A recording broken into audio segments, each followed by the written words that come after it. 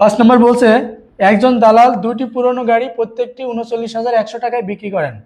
প্রথমটিতে তার 15% লাভ হয় আর দ্বিতীয়টিতে 7.5% ক্ষতি হয়।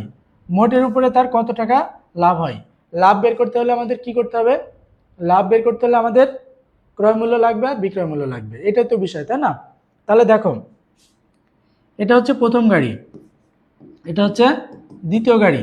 প্রথম গাড়ি বিক্রি করে 39,100 টাকায়, দ্বিতীয় গাড়ি বিক্রি করে 39,100 টাকায়। তাহলে দুইটা গাড়ির বিক্রয় মূল্য কত? এই দুইটা যোগ করলে আমরা পেয়েছিলাম 78,200 টাকা। এটা হচ্ছে বিক্রয় মূল্য, এটা হচ্ছে বিক্রয় মূল্য। তাহলে আমরা দুইটা গাড়ির বিক্রয় মূল্য পেয়ে গেলাম।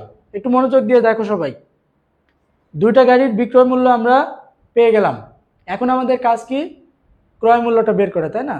ক্রয় মূল্য পাইলে হয়ে যাবে। ক্রয় মূল্যের ক্ষেত্রে কি বলেছে? প্রথমটিতে 15% লাভ হয়। 15% লাভে বিক্রয় মূল্য কত টাকা? 115 টাকা, তাই না? 15% লাভে বিক্রয় মূল্য 115 টাকা, আর ক্রয় মূল্য আমরা অ্যাজ ইউজুয়ালি ধরে থাকি 100 টাকা। বিক্রয় মূল্য 115 টাকা হলে ক্রয় মূল্য 100 টাকা, বিক্রয় মূল্য 1 টাকা হলে ক্রয় মূল্য 100 টাকা, সরি 100/115। আর বিক্রয় মূল্য কত দেওয়া আছে? 39,100 টাকা। তাহলে কত? 100 গুণ 39,100/115 টাকা। এটা কাটাকাটি করলে আমি বলছিলাম সময় সেভ করার জন্য আমরা লিখে দিলাম 34,400 টাকা। তাহলে প্রথম ক্ষেত্রে আমি কি পেলাম? প্রথম ক্ষেত্রে আমি ক্রয় মূল্য পেয়ে গেলাম। এটা হচ্ছে ক্রয় মূল্য বের করছি এবার। হ্যাঁ, প্রথম ক্ষেত্রে ক্রয় মূল্য পাইলাম। এবার কি বলছে দেখো, দ্বিতীয় গাড়ির ক্ষেত্রে কি হয়েছে? 7.5% ক্ষতি হয়েছে। এটা ছিল লাভ আর এটা হচ্ছে ক্ষতি। এত ক্ষতিতে বিক্রয় মূল্য কত? 92.5 টাকা। এখান থেকেও আমি আরেকটা কি বের করব? ক্রয় মূল্য বের করব। ক্রয় মূল্য কিভাবে বের করব? বিক্রয় মূল্য 92.5 টাকা হলে ক্রয় মূল্য 100 টাকা, 1 টাকা হলে কত? 100/92.5 টাকা। আর কত আছে? 39,100। এই যে এটা, এটা হলে কত? 100 গুণ 39,100/92.5। তাহলে কাটাকাটি করলে কত আসবে?